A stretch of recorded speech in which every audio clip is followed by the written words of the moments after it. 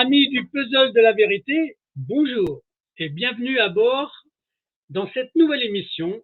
Et oui, aujourd'hui, on a encore un rendez-vous avec une maman qui va vous raconter ses misères. Alors, est-ce qu'Olivia, elle est là? Bonjour Christophe, bonjour à Bonjour tous. Olivia. Bon, Olivia, j'ai annoncé que vous étiez une maman qui allait raconter encore ses misères. Donc, ce Oui, qu'on va faire, eh ben, je vais vous demander de simplement dire dans quelle région vous êtes. Je vous demanderai de donner les prénoms de vos enfants, d'accord, d'accord, et puis de raconter votre histoire. Moi, je vous couperai d'accord, très bien. la parole très rarement, d'accord? D'accord. Olivia, vous avez la parole. Allez-y. Alors tout d'abord, je m'appelle Olivia, j'ai 27 ans. Je suis en Lozère. Voilà, donc je suis une jeune maman à qui on a placé deux petits-enfants, donc de 4 ans et 2 ans. Un petit garçon qui s'appelle Jamal et une petite fille qui s'appelle Inaya, qui ont perdu leur papa du coup le 31 décembre 2022. Donc, suite au placement des enfants. Euh, voilà, je vais faire une présentation courte du papa. Il s'appelait Monsieur Spadjari Karim. Il avait 35 ans quand il est décédé. Et en fait, il est décédé, il prenait beaucoup de médicaments, il a fait une overdose. Et il est décédé suite au placement des enfants, le fait qu'il y ait une mesure de contrôle judiciaire. Et voilà, donc il était un peu, on va dire, le souffre-douleur, un petit peu des services juridiques, des services commissariat de police, tribunal, ASE. Donc D'accord. tout ce système-là, en fait, donc l'ont détruit. Et le papa se renfermait sur lui, ne parlait pas à sa famille, même à moi-même. Donc voilà, il n'y avait que lui à pépé. Et voilà, donc j'attends des résultats du coup liés à son dossier psychiatrique. Oui. Et suite à cela, j'ai deux enfants qui sont placés du coup en famille d'accueil. Donc mon fils est du côté d'Alès, donc chez un couple de personnes qui n'ont pas d'enfants, à part des animaux. Et ma fille sur la Lozère aussi, du coup, avec une petite qui est placée aussi, que je connais du coup. Donc D'accord. chez une femme qui est seule et qui a un fils de 18 ans. Donc ces deux enfants qui ne sont pas ensemble depuis la naissance. Voilà, donc je pense que mon fils le supporte très mal. Ces deux enfants dont j'ai eu le PPE, non, donc il n'y a pas eu d'OPP. Donc pour mon fils, on me l'a retiré, en fait, c'était un kidnapping. Il y a eu 3 personnes du coup de l'ASE qui sont venues me prendre mon enfant.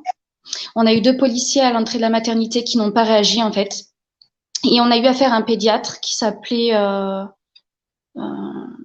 je sais plus le nom, c'est une personne qui ne travaille plus du coup à l'hôpital de la Lozère. D'accord. Et suite à cela, en fait, le pédiatre a fait des gestes obscènes sur le père de mes enfants pendant qu'il changeait la couche de son fils. Ah Et bon? quelques heures après, en fait, on nous a pris notre enfant. Donc, la police est arrivée, on nous a emmenés au commissariat pour déposer plainte. Et quand on est rentré, donc ils n'ont même pas pris notre plainte. Et, euh, et quand on est revenu à la maternité, mon fils avait disparu. D'accord. Et pour ma fille, je suis restée 11 jours toute seule à la maternité, enfermée avec elle. Donc, j'avais peur qu'on me prenne ma fille, donc je la gardais avec moi. Et ils sont basés sur le fait que mon fils soit placé pour me prendre ma fille. Donc, au bout du 11e jour, on est venu prendre ma fille. L'OPP, on me l'a donné en main propre, en fait. Mais les dates ne correspondent pas. Donc, il y a à peu près, je crois, une semaine, ça a été fait. On me l'a prise le dernier jour, quoi. Et pour mon fils, j'ai reçu le PPE, je pense, une semaine après, ou un mois après, je sais plus, après la naissance de ma fille. Alors, on va faire, Olivia, pour que les gens comprennent à chaque fois. Vous donnez la définition de l'OPP et de la PPE pour que les gens aient bien le cible en tête. Alors, l'OPP, c'est une ordonnance de placement provisoire. Voilà. Et le PPE, c'est un projet de retour de l'enfant au domicile, qui n'est pas fait, enfin, qui n'est pas fait du tout. Donc, D'accord. Donc, et donc tout ça, ça s'est passé quand exactement la date? le son est un petit peu. Vous m'avez pas entendu? Je ne vous entends pas très bien, Christophe. Ah, attendez, je vais faire une petite vérification.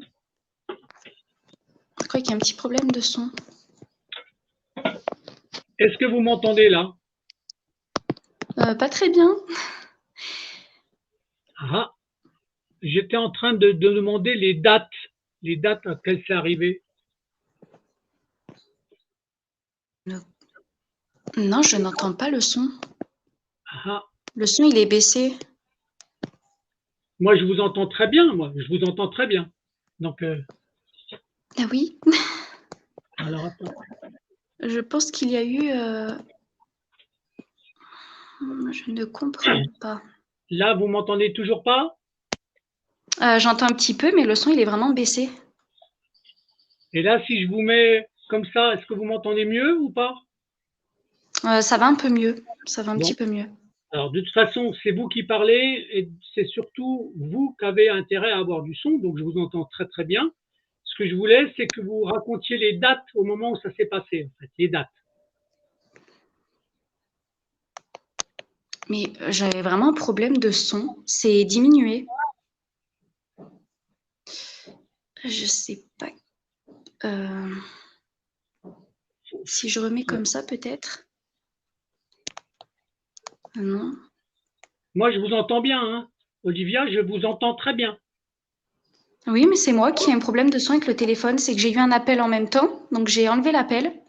Et je sais pas, c'est le son. Au début, ça fonctionnait parfaitement. Mais là, je sais pas. Alors, il faudrait Peut-être peut-être, si je mets les... non. si vous vous déconnectez, vous vous reconnectez. Ça peut peut-être le faire, c'est pas grave. D'accord, je vais essayer pour voir. Je continue l'enregistrement pour pas qu'il soit coupé, d'accord? Vous sortez, vous D'accord. rentrez, d'accord? D'accord, très bien.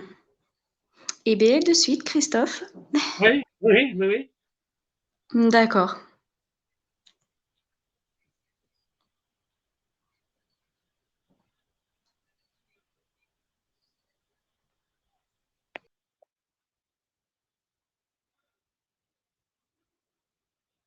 Donc, on va voir si elle revient rapidement, si le son y revient.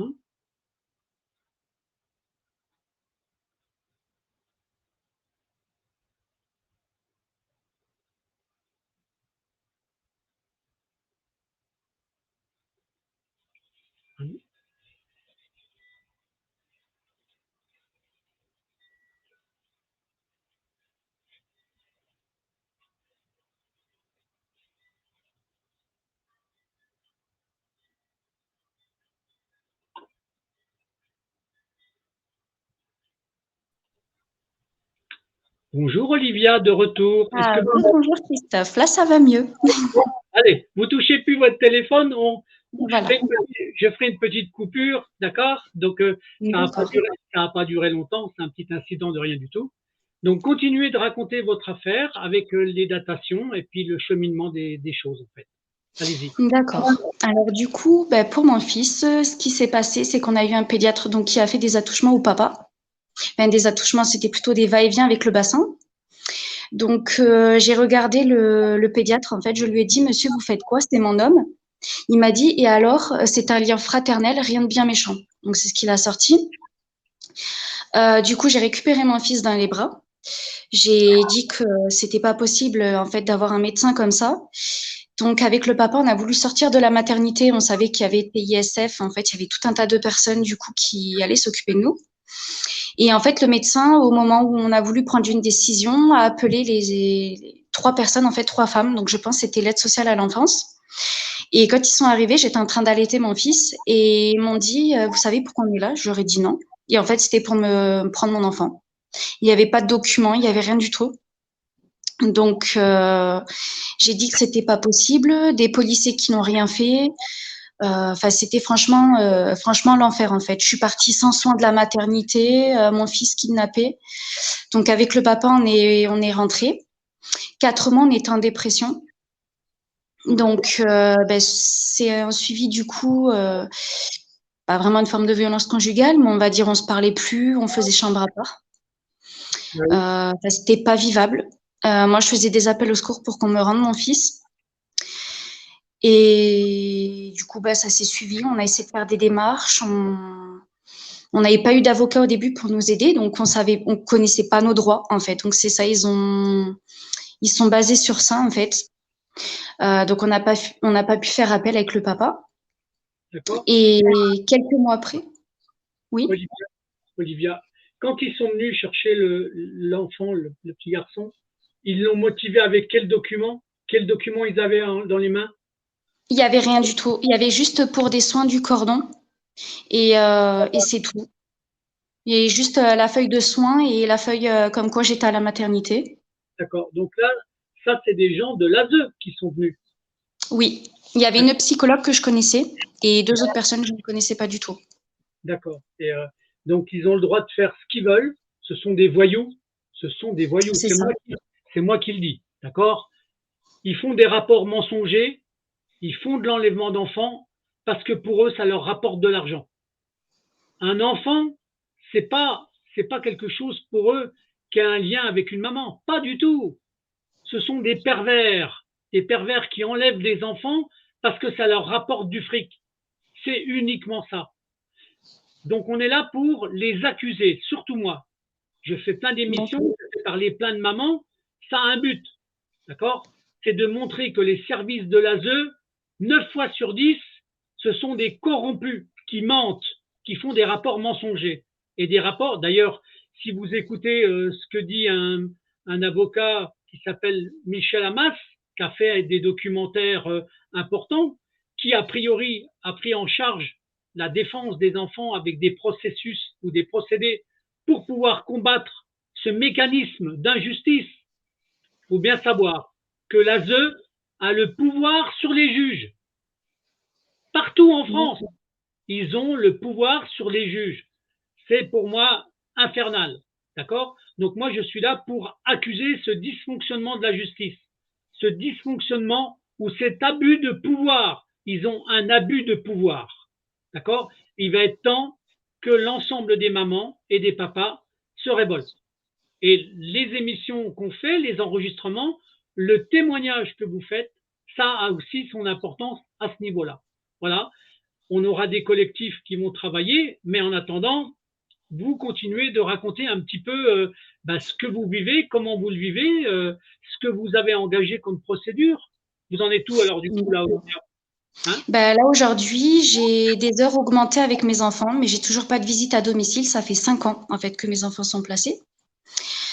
Étant donné que le papa est décédé, ils m'ont mis plus de droits qu'au départ, parce que pour eux, c'était tant que vous serez avec le papa, vous ne récupérez pas vos enfants.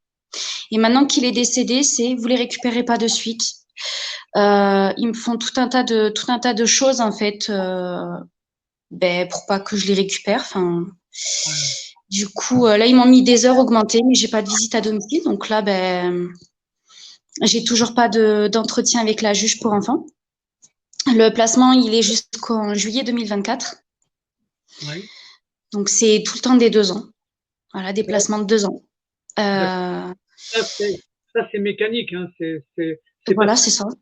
C'est parce que derrière, il y a beaucoup d'argent qui circule. Mais le premier enfant, la première, c'est la fille qui est la plus grande. Non, c'est ça. Non, c'est le garçon. C'est le garçon.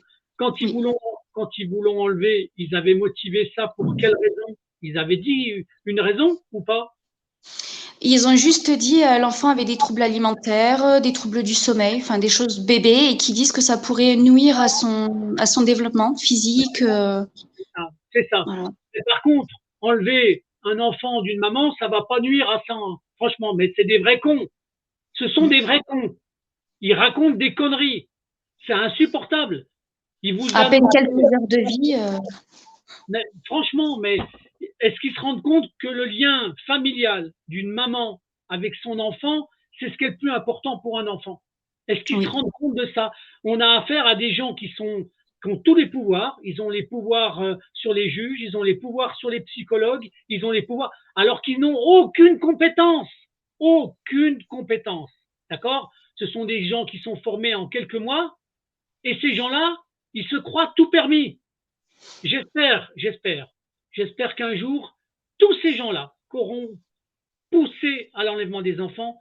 J'espère qu'un jour que la justice, la vraie justice, va les sanctionner pour un abus de pouvoir. Voilà, c'est tout ce que j'espère. Voilà.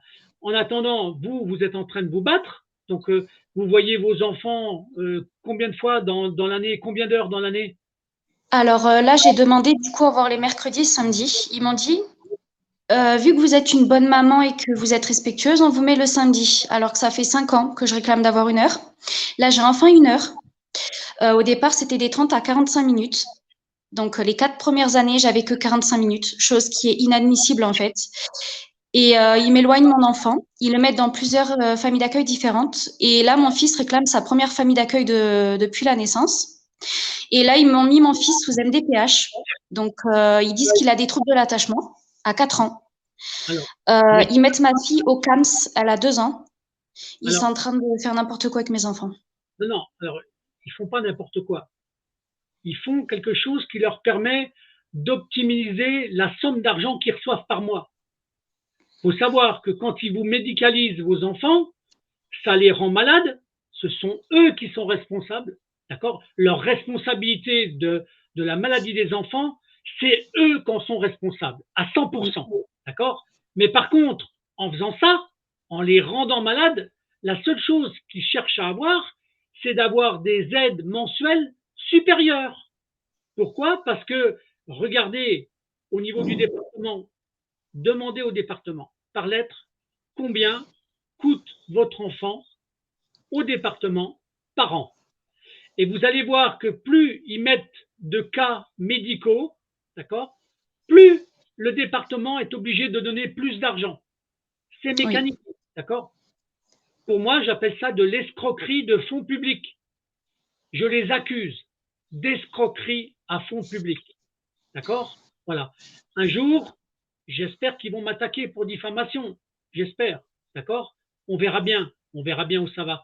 Mais comme j'ai de plus en plus de témoignages, de plus en plus de preuves, de plus en plus de pièces ou d'avocats qui sont derrière moi pour montrer, moi je suis quelqu'un qui est comme un journaliste, je fais des accusations, d'accord?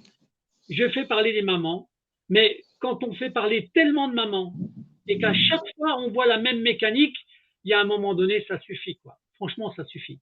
Donc là, dans les phases de procédure qui sont en cours, vous avez quoi qu'il y a actuellement encore, Olivia? On me demande la carte d'identité de mon fils, que si la femme d'accueil lui arrive un problème, ben, du coup, il faut la carte d'identité de mon enfant. Chose que je refuse parce que j'ai peur qu'on mette mon enfant ailleurs. Il y a plein de choses comme ça. Pour ma fille, ben, on me demande, bon là, il y aura l'inscription à l'école. Voilà, il y a beaucoup de choses. Plus ça avance et plus j'ai l'impression qu'ils les maintiennent dans le lien famille d'accueil. Ah ben oui. J'ai demandé de faire un transfert. Donc, j'ai eu mon rendez-vous. Mais lors du rendez-vous, en fait, il y a eu, je crois que c'était un mardi, il me semble. Ils m'ont fait attendre pendant 1 heure et demie dans la salle d'attente. Donc, l'éducatrice de jeunes enfants qui suit mes enfants et mon assistante sociale m'ont fait attendre pendant 1 heure et demie. Et après, m'ont dit, l'éducatrice n'est pas là, donc on vous fait rentrer chez vous. Donc, en fait, je n'ai pas eu mon rendez-vous. Pendant 1 heure et demie, j'ai attendu. Voilà. C'est du n'importe quoi. J'étais en plein asthénie ce mois-ci. Là, ça va un peu mieux. On me fait courir partout pour des documents. Et voilà, par rapport à mes petits, pour l'instant, ça se passe comme ça. Est-ce que je peux avoir les noms et prénoms des gens qui vous font du mal comme ça? Vous avez le droit de le dire, hein, c'est moi qui vous le demande. Est-ce que vous avez envie de le dire, le nom et le prénom des gens, là, comme ça, là, qui vous font des choses invraisemblables? Parce que vous avez le droit de le dire, hein, comment ils s'appellent ceux qui vous interdisent, qui vous disent de venir et puis après qui disent que vous pouvez repartir chez vous? Si vous voulez pas, si vous voulez pas, vous le dites pas. Je ne veux pas vous forcer. C'est au cas où vous auriez eu envie, d'accord? Donc vous n'êtes pas là pour. D'accord. Je comprends que vous ayez une retenue, d'accord. Donc je ne repose pas la question. Donc, maintenant, dans les phases complémentaires qui arrivent par rapport parce que vous m'avez dit que le garçon comme la fille ne sont pas du tout dans la même famille. Non, d'accord? Pas du tout. Oui. Et eux, ils se voient de temps en temps, le garçon et la fille, ou pas jamais? Alors, quand il y a eu, parce que j'avais visite de 10h à 10h45, donc vers 10h30, mon fils arrivait jusqu'à 11h15 par là. Donc, il voyait sa petite sœur que quelques minutes et vers les 11h, ma fille, j'ai dû la ramener. Il y a une fois, je sais que quand je voyais ma petite, l'éducatrice, elle me disait partez vite, Madame Tac, parce que sinon la petite va se mettre à pleurer. Donc en fait, après la visite, j'ai plus le droit de parler avec la famille d'accueil sur les soins, les matériels à porter. Elle me demandait de partir rapidement et que la visite se terminait après, qu'il fallait que je parte directement. Je n'avais plus le droit d'accoster la famille d'accueil en dehors de la visite. D'accord. Vous vous rendez Donc compte? c'est du n'importe quoi. Non, mais Et quand je parle à mes enfants, je veux bien qu'il y a des questions que je demande, ça y a pas de souci, fait que je pose. Mais des fois, quand je veux parler avec la famille d'accueil, qu'elle m'a demandé si ça se passait bien, et ben l'éducatrice, elle me coupe derrière et elle dit exactement la même chose que moi. En fait, elle me reprend comme ça. Enfin, moi, c'est pénible en fait. Je peux pas m'exprimer librement. l'éducatrice, c'est l'éducatrice qui est payée par l'ASE? Alors, je sais pas parce qu'elle travaille dans un autre domaine et après, oui, elle a travaillé là pour les enfants, oui. Non, franchement, mais et c'est une éducatrice. C'est une éducatrice. C'est-à-dire Oui, qui qu'elle assure les visites, oui. elle Dans un assure les. lien et ça fait 5 ans en fait que je ne peux pas sortir avec mon enfant dehors, me promener. Je suis Et, enfermée dans une salle pendant 1h45. J'en peux plus, quoi. et ça s'appelle éducatrice. Mais elle Oui. éduque quoi? Elle éduque quoi? Elle ferait mieux de s'éduquer elle-même. Franchement, elle se regarde dans une glace et puis elle s'enseigne. Elle essaye d'apprendre d'être moins con. Ce serait bien quand même qu'elle s'enseigne elle-même, d'accord? Parce que quand on appelle ça éducatrice, franchement, elle éduque quoi? Elle déstructure la famille et puis elle croit qu'elle est éducatrice. C'est une honte. C'est une honte. Donc, euh, donc ça veut dire que pour l'instant, le frère et la sœur, ils se voient pratiquement jamais, d'accord? Voilà comment on fait une rupture de lien entre la maman et les enfants. C'est une construction qui est faite volontaire, c'est destructeur. Ce sont des destructeurs de liens familiaux, d'accord? Il faut bien le savoir. Et un jour, ça sera puni par la loi. Ça sera puni par la loi. Parce qu'ils ne respectent même pas les fondamentaux des droits de l'homme. Hein. Rien du tout. Ils passent par-dessus. Ils en ont rien à foutre. La vie des parents, la vie d'un papa, la vie d'une maman, ils en ont rien à foutre. C'est Non, partout. c'est ça. Et voilà. Et quand vous me dites que vous vivez ça dans votre département, mais c'est dans tous les départements pareil. Moi, j'ai des départements, j'ai des témoignages dans le 89, dans le 58, dans le 42, dans le 44, dans le 33, partout en France, il n'y a pas de département qui sauvegarde les enfants. Il y a de temps en temps un département où il y a un avocat qui est virulent, où là, ça se passe des fois un petit peu mieux, d'accord? Mais pour le reste, c'est une horreur. C'est une horreur. Et là, on s'aperçoit quoi? On s'aperçoit qu'il y a un fonctionnement du département. Le département a une grosse enveloppe financière qu'il attribue aux services sociaux. Pour moi, c'est du détournement de fonds publics. On enlève les enfants d'une famille en faisant payer des impôts à des gens avec de l'argent public. Et on paye un système qui enlève le lien familial. Non mais franchement là, on touche le fond, hein, on touche le fond. Et la construction se fait sur plusieurs choses qui sont inadmissibles. Vous, en tant que papa et maman, les parents, n'ont jamais droit au contradictoire.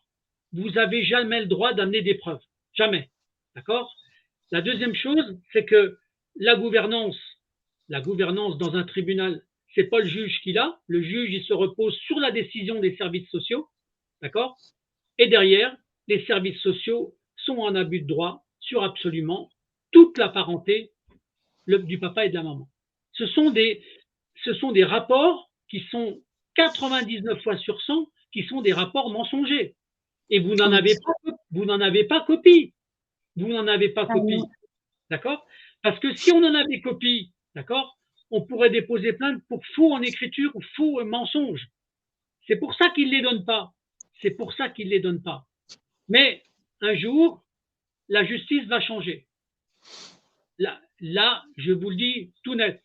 Parce que comme ils ne respectent pas la loi, comme ils ne respectent pas la justice, d'accord, ils ne respectent pas jamais. Le monde de l'enfance, c'est un monde qui est abominable.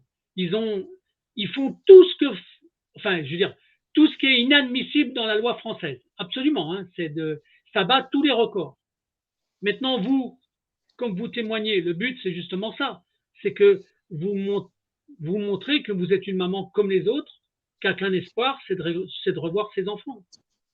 Parce qu'une maman, pour moi, une maman, c'est le rôle majeur. La maman avec ses enfants, c'est ce qui est pour moi naturel. Ça me paraît évident. Donc, eh ben eux, non. Donc là, pour l'instant, est-ce que vous avez une procédure qui va sortir encore? Est-ce que vous avez ou vous attendez simplement encore que des décisions de l'ASE? Ben là, du coup, j'envoie des courriers auprès de la juge pour faire accélérer les choses. Donc, c'est vrai que j'aimerais partir de la Lozère, retourner en Creuse où il y a la famille. Donc, j'ai demandé pour un transfert. Donc, je dois attendre une semaine que l'assistante sociale revienne. Mais en même temps, il y a plein d'autres abus d'un autre côté. C'est que j'attends des démarches pour entreprendre du coup le travail. Ouais. Le problème, c'est que l'aide sociale à l'enfance me met des jours où ça ne colle pas avec le travail. Donc, ils me disent que si je travaille, je ne vois pas mes enfants. Et que si je vois mes enfants, ben, le travail, en fait, voilà, je tombe dans un cercle. Et le problème, c'est que en fait, je ne peux pas vivre correctement comme toute personne. J'ai des droits aussi, mais ils sont bafoués. Il y a même un avocat qui m'a dit que nos droits ont été bafoués. Et depuis octobre, en fait, de l'année dernière, on voulait retirer l'autorité parentale au père. Donc, il y a eu le directeur, carrément, avec l'avocat, donc le directeur de l'aide sociale à l'enfance, qui disait que le papa buvait de l'alcool, se droguait, maltraitait les enfants, alors qu'en 45 minutes, on a eu tout le temps un éducateur présent. Donc, tout ça pour lui retirer l'autorité parentale. Donc, ça ne s'est pas passé comme prévu. Donc, du coup, on l'a gardé. Et le papa m'a dit, de toute façon, moi, je peux plus continuer à vivre comme ça. Il a dit, pour que tu récupères les enfants plus vite, j'ai pas le choix de me suicider. En fait, voilà, c'était un suicide qu'il a fait. Il a pris des médicaments par suicide. C'est d'une tristesse absolue. Donc, ça veut dire que ceux qui sont coupables de ce suicide-là, vous savez qui c'est, en fait. Oui. Oh oui. Voilà. Donc, c'est-à-dire qu'on a des services sociaux qui mettent en place le suicide des papas. Non, mais franchement, quand on voit ça, mais ils se sentent pas responsables, hein. Pas du tout. Non, non, non, non. Ils font des misères aux papas, aux mamans, d'accord? Ils enlèvent des enfants abusivement parce que ce qui les intéresse, c'est un business. Je lance une émission sur un média à partir du mois d'avril, une web TV, je ne sais pas si vous connaissez Alliance du Peuple, d'accord? Ça me dit quelque chose. Voilà, donc je suis animateur de cette web TV avec une émission qui va sortir au mois d'avril qui s'appelle L'enfant, un business pas comme les autres. D'accord? Parce que l'enfant, pour eux, c'est une matière première. C'est un produit à vendre. D'accord? Le reste, ils en ont rien à foutre. C'est un produit. Et d'ailleurs, quand vous voyez leur attitude, ils considèrent l'enfant comme un produit, hein, pas comme le lien familial, ça leur passe au-dessus de la tête. Donc, on va donc avoir un nouveau témoignage. Donc, là, la seule chose là, vous êtes dans la Lozère depuis combien de temps et pourquoi vous étiez venu dans la Lozère? C'était pour être plus proche. Alors, ça va faire 5 ans que je suis en Lozère et je suis venue avec le papa parce qu'au départ, on était en Creuse. On a bougé un petit peu partout, en fait, parce qu'on n'avait pas trop de lien familial, enfin de soutien, on va dire, familial. Ouais. Et on a voulu un coin plus tranquille que Clermont-Ferrand. Donc, on s'est dit, on va sur un coup de tête. J'étais enceinte de mon fils en Lozère. Et déjà, des éducateurs nous ont dit qu'on mettait mon fils en danger parce qu'on n'était pas stable, alors qu'on essaie de trouver un endroit où être stable, justement. Donc, on ne mettait pas du tout mon fils en danger. C'était du n'importe quoi. C'est des motifs abusifs. Hein. Voilà, c'est ça. Ils font que toute ça. Personne bouge en étant enceinte, qui partent en vacances ou pas, c'est exactement la même chose. Alors, mais on leur dit pas ça. Est-ce que je peux vous poser une question indiscrète pour essayer de oui. Est-ce que vous ou le papa des enfants, c'était votre mari ou vous étiez en concubinage? Non, concubinage, mais on n'habitait pas ensemble par la suite. D'accord, ça peut se comprendre. Mais est-ce que vous ou lui, vous avez connu dans votre enfance les services sociaux ou pas du tout? Oui. D'accord. Lui, il a été dans des foyers où ça s'est un peu mal passé. Il a connu des viols par rapport à une petite fille. Lui aussi s'est fait violer à l'âge de 9 ans. Il a eu des pénétrations donc arrière, du coup. Et moi, à 15 ans, j'ai été violée aussi dans ma famille d'accueil. D'accord. Donc voilà, là, vous comprenez bien que si je vous ai posé la question, c'est parce que les services sociaux, quand ils peuvent faire le même mal qu'ils ont fait à des enfants qui l'ont vécu, qui deviennent parents, ils se régalent. D'accord? Pour eux, c'est. Mais ça, pour moi, ça va devenir dangereux, très dangereux. Oui. Parce qu'il y a un moment donné, il y a un papa, bien sûr, qui se suicide. Mais un jour, ça sera un papa qui prendra un fusil. D'accord? Et qui ira massacrer ces gens-là dans leur bureau. Je vous le dis tout net, ça va arriver parce qu'ils sèment tellement la terreur dans les familles.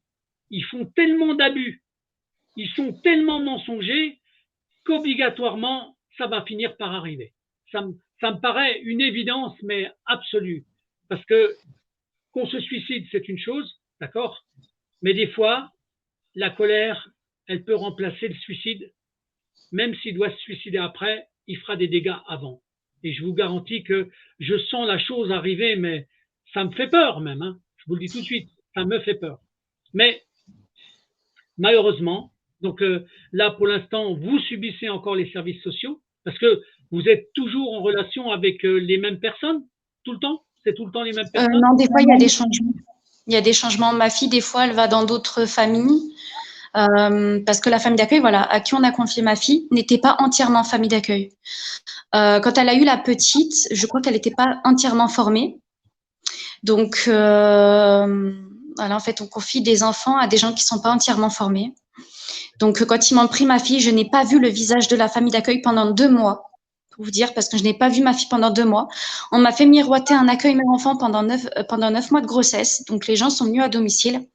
Et pendant à peu près 1 heure, 2 heures, on me disait que j'allais aller dans un accueil mère-enfant. Donc, je devais y aller pour février. Et au final, en même pas 5 minutes, au tribunal, le directeur de l'ASE me dit, ben, vous savez, c'est maintenant ou jamais que vous prenez une décision en 5 minutes. Et ils m'ont dit, bah, écoutez, votre fille sera placée. Et en fait, elle était déjà placée. Donc, je pouvais pas dire, je vais dans un accueil mère-enfant, même si j'acceptais, j'aurais perdu mon appartement et je me serais retrouvée à la rue. Franchement, c'est de la manigance. Vous vous rendez compte comment ils sont capables de faire autant de choses comme ça. Donc, et la différence d'âge entre le garçon et la fille, c'est quoi? Ils ont 2 ans, 2 ans d'écart. Ils ont 2 ans d'écart, 2 ans d'écart. Oui. Donc, en fin de compte, vous avez jamais eu vos enfants, en fait. Jamais. Non. On a mis une mesure d'AMO, il n'y a personne qui est venu contrôler, pas d'éducateur, personne, et nos enfants n'étaient pas au domicile. Donc, ça, c'est du n'importe quoi. On nous a mis ça pour 6 mois. Et après, voilà, enfin, en gros, on nous a dit que la maltraitance, tout ça, enfin, qu'il y avait des violences devant les enfants, chose qui est totalement faux parce qu'on les a jamais eu à domicile. Donc, c'est du n'importe quoi. On n'a plus de courrier pour nous dire il y aura un placement, rien de tout ça, en fait. Ils sont venus à l'improviste comme ça à la maternité. Ils sont venus les chercher à la maternité, hein, c'est ça. Oui. Et il y a un éducateur avec la main de ma fille, il a fait au revoir maman, avec la main de mon bébé, puis je l'ai pas revue pendant 2 mois, ma fille. D'accord. Et je peux vous poser une question d'ordre maternel, très maternel? Oui. Est-ce que vous aviez commencé d'allaiter vos enfants? Oui, pour les deux. Ouais, pour les deux. Pour ma fille, mon fils, au bout de 3-4 jours, j'avais plus de lait. Et pour ma fille, j'avais du sang dans le lait, en fait. Donc, il me donnait des médicaments pour accélérer, en fait, l'allaitement. Mais en même pas 5 minutes, j'avais des crevasses. En fait, j'avais super mal. Donc, ma fille, j'arrivais plus à l'allaiter. Je faisais des têtes, j'avais trop mal. Et eux, ils me donnaient des médicaments à base d'orge et tout, dont j'ai été malade, juste pour l'allaitement. Donc, quand j'ai demandé à l'allaiter au biberon, déjà, ça me faisait mal parce que forcément, c'est pas ce que je voulais. Oui. Et en fait, ça les énervait. En fait, ils claquaient les portes, ça les énervait. En fait, que j'arrête pas de demander la bouteille d'eau, le lait en poudre, tout ça. Il fallait que je les appelle toutes les 5 minutes pour dire c'est bon, elle a bu telle ou telle chose, combien de litres et tout. En fait, il fallait que je les appelle à chaque fois. Donc pour moi, c'était pas une vie, quoi. Je me débrouillais toute seule avec ma fille. On m'a dit ah mais il faut demander. Hein, vous savez que vous êtes en observation ici. Ah voilà quoi. Ouais, vous vous rendez compte, j'étais comme un animal dans une cage. Non mais voilà. Mais voilà, c'est le genre de choses, c'est le genre de témoignage qu'il faut dire pour que les gens comprennent ce qu'on est capable de faire au moment. 11 jours, j'étais enfermée dans la maternité, pour vous dire. Et si je partais, ben, ma fille, elle était obligée de rester avec les soignants, tout ça, chose que je ne pouvais pas. En fait, je pouvais pas la laisser toute seule. Le papa avait interdiction d'y aller, étant donné que pour mon fils, ça s'est passé mal à la maternité, parce qu'en fait, il voulait son enfant. Il voulait pas le laisser rentrer pour voir ma fille. Et du coup, il y a un éducateur qui a forcé, en fait, la chose, en fait, qui a dit, c'est sa fille, il a le droit d'aller la voir. Donc, voilà. Et puis, il le voyait moins d'1 heure. Et dès qu'il la voyait, ma petite, elle dormait, en fait. Donc, voilà. C'est du n'importe quoi. Donc, alors, en résumé, le petit garçon, il a été enlevé combien de jours après sa naissance? Le jour même, en fait, il y avait 15 jours. Le 23 novembre, il est né et il est parti le 23 novembre, le soir. Et la petite fille, elle? Ma fille, au bout de 11 jours. Elle est née le 19 décembre et ils l'ont pris vers le 29, un truc comme ça, décembre. Vous vous rendez compte comment ça détruit le lien familial, en fait? Comment ça détruit le rôle d'une maman? Je comprends qu'après, un papa soit désabusé, en fait. Et comme il l'a vécu en tant qu'enfant, d'accord? Il a vécu, pourquoi il se suicide? Simplement parce que il anticipe même ce que ses propres enfants vont vivre. Voilà. Ce que vous avez vécu, parce que vous l'avez vécu aussi, ce genre de choses, d'accord? Et c'est répétitif. Vous vous rendez compte? Et les services sociaux refont la même chose. Ils font resubir à des enfants qui l'ont subi, des gens qui deviennent parents, au lieu de sauver l'amour d'un papa et d'un maman, ils font l'inverse, en fait. C'est terrible, hein, franchement, c'est terrible. Mais moi, bon, votre témoignage, il va être précieux, Olivia. Il va être très, très précieux. La parole des mamans, pour moi, c'est ce qui est le plus important. Qu'est-ce que vous auriez à dire encore, là? Parce que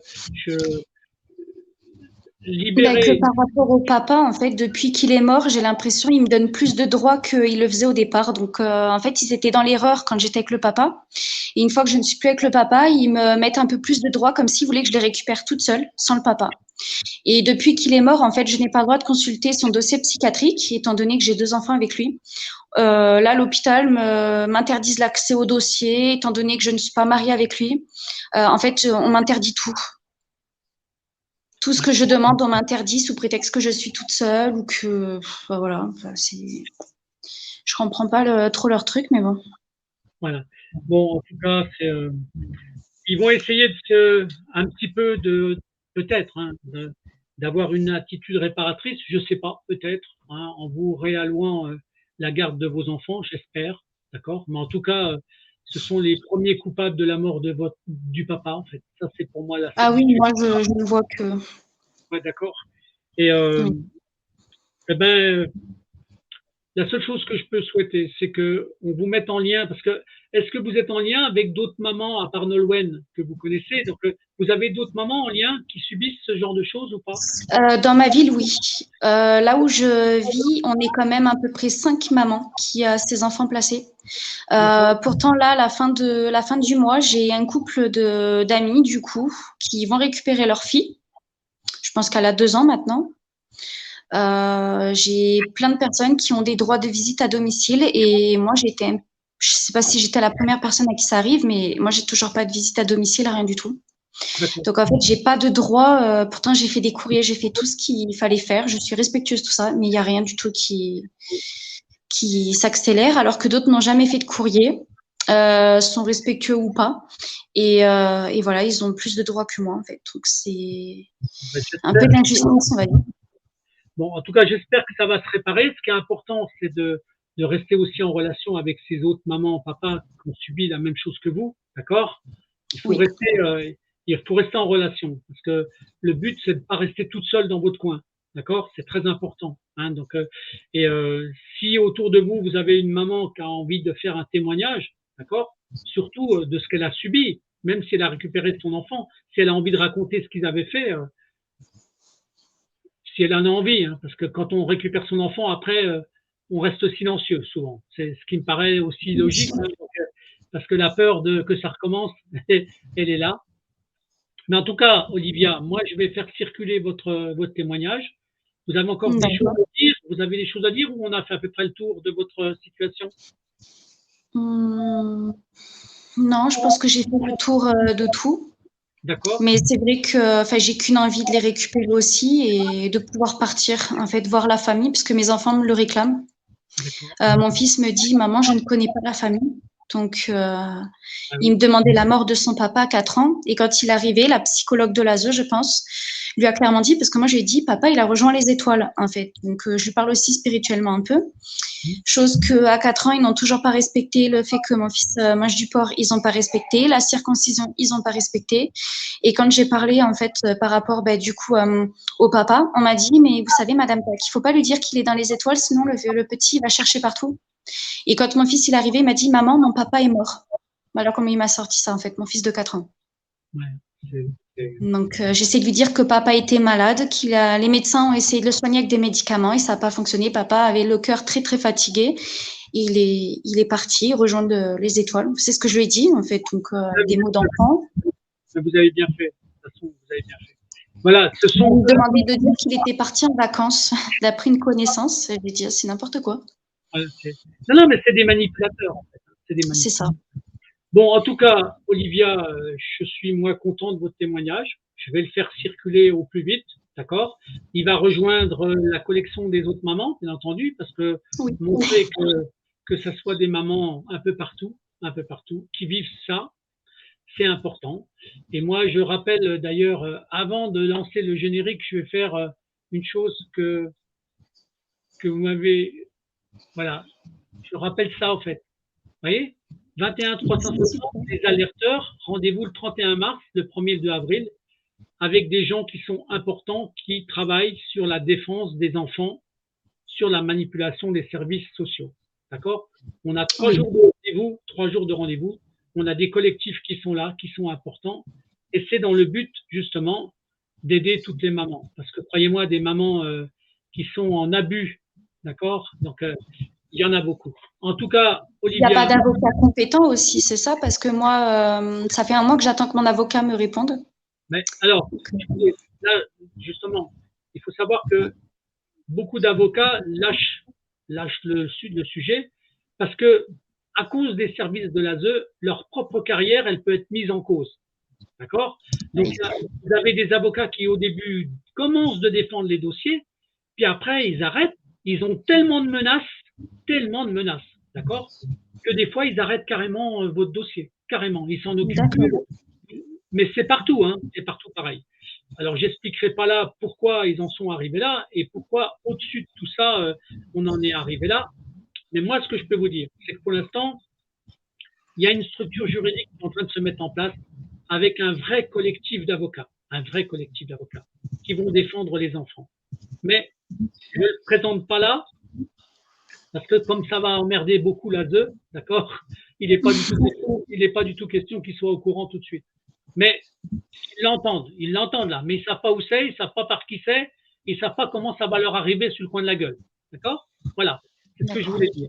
En tout cas, Olivia, je vous remercie de ce témoignage. Et puis, merci beaucoup. Si vous aviez une évolution positive, si un jour vous avez envie de raconter un autre épisode parce que ça va mieux, je vous donnerai la parole, bien entendu. En tout cas, pour aujourd'hui, je vous remercie de votre témoignage et je me permets de faire un bisou à une maman. D'accord? Merci beaucoup, Christophe. Et merci à toutes et à tous si les personnes ont entendu. Donc, voilà. Voilà. Merci beaucoup. Merci. À bientôt, Christophe. Merci beaucoup. Bisous.